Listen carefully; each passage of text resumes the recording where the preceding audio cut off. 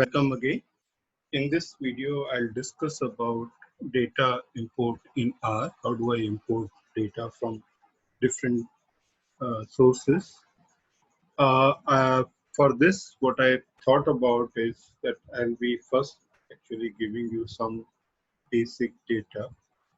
As I already discussed that R has inbuilt data provision where you can access a lot of real life data.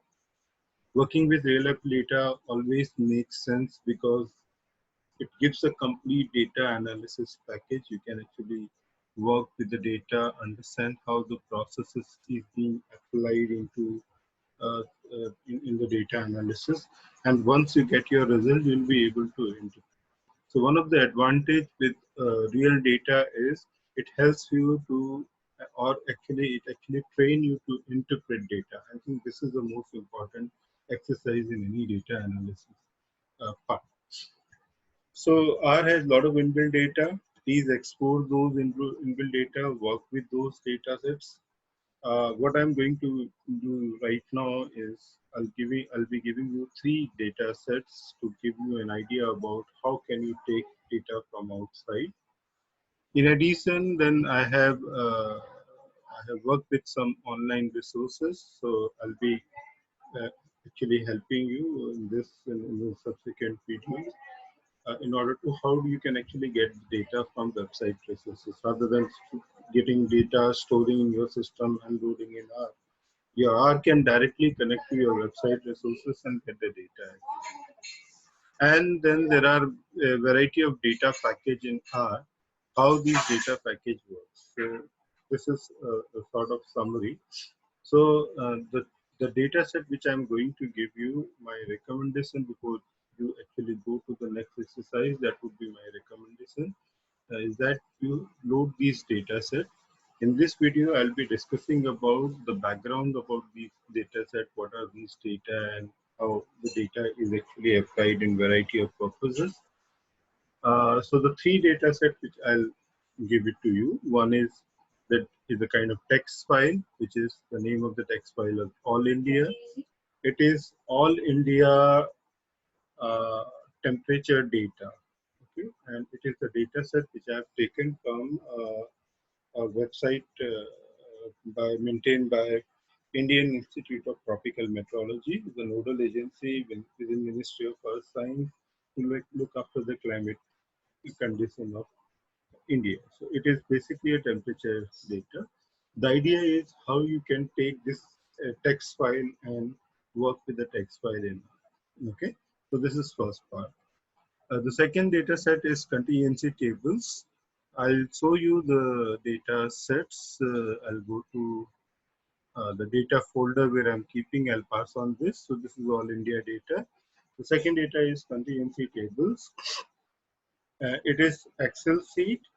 It is some sort of data which I think I have actually taken from internet. It's actually giving an idea about district-wise agricultural condition of Punjab. So that's the background data, what we can look at. The idea is how you can import Excel sheet, or if there is a need to convert Excel into CSV, how you can do that actually. So this is what we'll be doing. The third data set, if you look at the name, I'm PWT90 old. PWT90 is a data set maintained by University of Pennsylvania. It's known very popularly known as Penn World Table. Uh, so what we'll be doing, we'll be working with, this is a kind of global countrywide data about various economical parameters.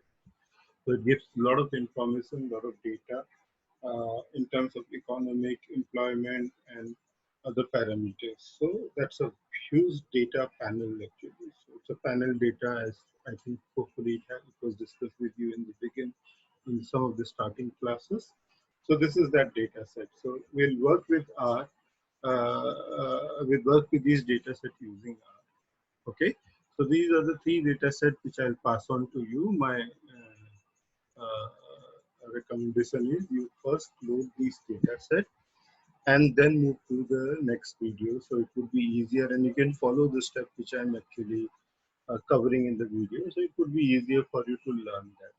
So these are the three data sets will work. I'll go back to my R Studio platform.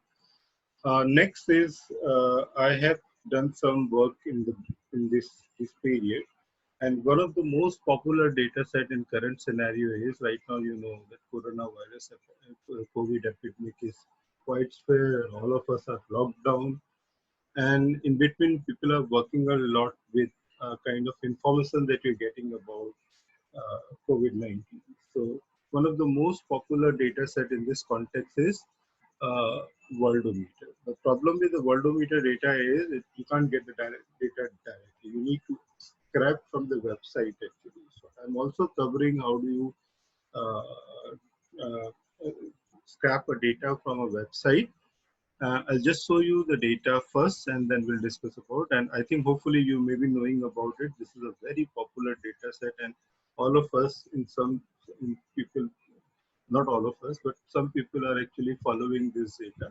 The base data is actually coming from the data set maintained by John Hopkins University in USA, and they're actually collecting all information as a very good dashboard. Please have a look over that, and that dashboard is really very useful and insightful dashboard.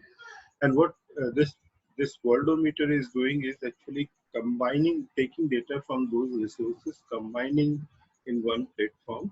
And this is very and it's updating on a minute to minute or hour to hour basis actually. So this is the current data, which is updated on 5:17 GMT, which is roughly around 10 o'clock today. This is the status of global coronavirus cases. Roughly 16 lakh people found positive. 95 people, 95 plus, 95,000 plus people died because of coronavirus, and so many people recovered. This data has a very good table if you go down, and this is the table. It has a two parts. One is now and yesterday. So this table tells you actually the country-wide status about uh, coronavirus, the total number of positive cases, new cases with respect to yesterday, total deaths, new deaths with respect to yesterday, total recovered, active cases, serious cases, total cases.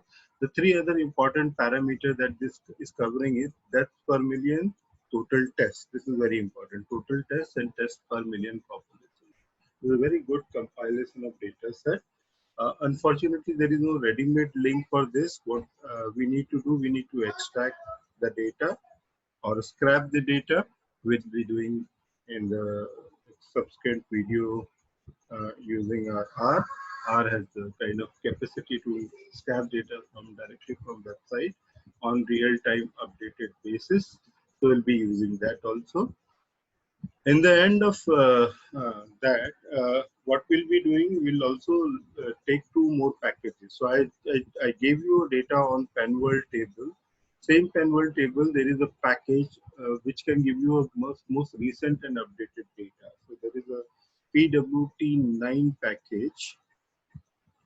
I'll tell you when we will actually how to load the packages. That will help you to extract this data. Same way, there is another popular data set. If you have not gone to the video of Gapminder, please, before looking at my video, go to a video of Gapminder. It's really very insightful video, which tells you about how do you interpret data and in what way data plays an important role to get better insight about the information that it contains. Okay, and visualization has a much more important role in this context. Okay, so Gapminder is very useful data. What will R has a package Gapminder that has the kind of combination of these data sets. You can work with this data sets. So I'll be covering this part in one of the videos. What are we going to learn with these data sets? Once we import these data sets, uh, first, obviously, we'll learn how our import and export the data. Then we'll also learn about how do we manipulate those data sets. And manipulation will cover handling missing data, covering finding and replacing part, data filtering and subsetting, creation of new variable in a data frame that we'll also learn about it, sorting the data, aggregating, or sometimes we call pivoting. So I'll just simply use the term aggregating for pivoting. And then data merging. And especially the data which we are working with possibly may not have a merging provision, but in future sometimes we have to source our data from variety of resources. In that situation, data merging plays an important role. What I'm going to do is, when we work with OMeter data, we'll also take some other online data from online resources, and then we'll try to merge. So try to look at whether we're going to get any useful information. Okay, we're going to derive any useful understanding from the data. So this is all about this video. In the next video, I'll discuss about how do we work with these three data sets. Before uh, working with these three data sets, I would recommend you to load these data set in your system so that it would be you can follow my step which I'm doing in the video. Till then, bye bye.